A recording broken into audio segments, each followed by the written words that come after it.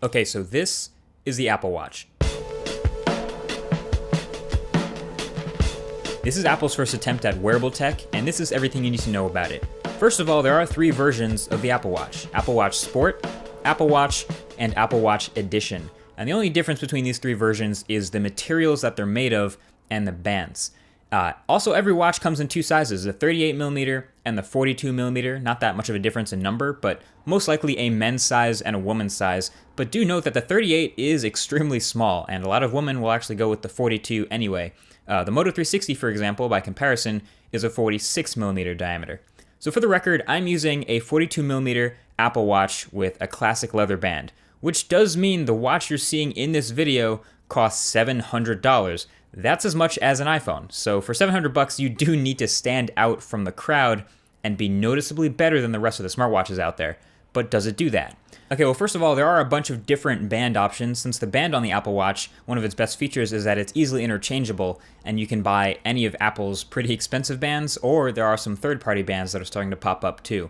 But smartwatches in general are supposed to show you notifications from your phone. It means you have to take your phone out your pocket less, and then anything extra is a bonus. So here's how the Apple Watch works. You have the touchscreen on the front, and then 2 physical buttons on the side. One is a knob called the digital crown that also presses in as a button, and then the other one is a much more tactile button, but the digital crown is a bit softer, kind of requires you to squeeze the whole watch to press it. Neither of them are customizable, so you can't map them to functions you use more.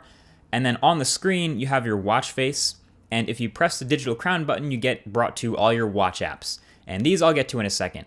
From the watch face, just like on the iPhone, you swipe down to view all of your iPhone's notifications, where you can clear one at a time or just clear them all, which is actually really nice.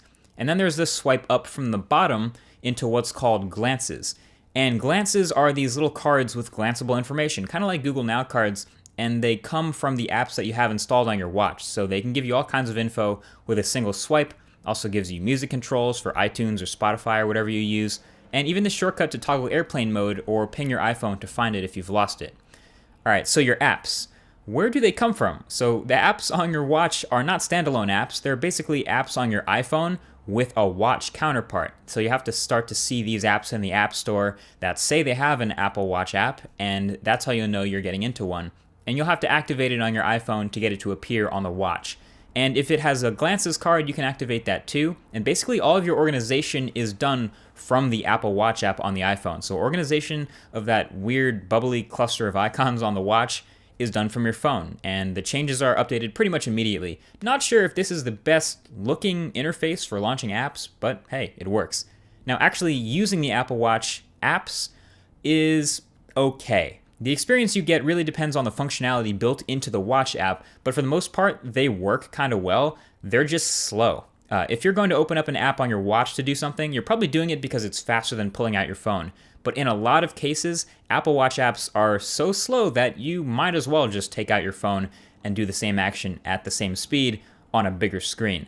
There are some good Apple Watch apps. A lot of the built-in ones are actually the best, and they also tend to make more use of the digital crown. But for the most part, I would describe the app experience as smooth, but not fast. You'll really have to want to use the watch to use those apps. What it's really best at is notifications. So the Apple Watch is really good at just quietly tapping me on the wrist and alerting me of a new notification on my iPhone without me having to take my phone out of my pocket. That's really nice. I end up using my phone less, I save a little bit of battery, and a little bit of time by dismissing stuff I don't want to respond to without ever touching my phone. And that's what smartwatches should be good at. The haptic engine in the watch, the vibration motor, is actually really good too. It's much cleaner and better feeling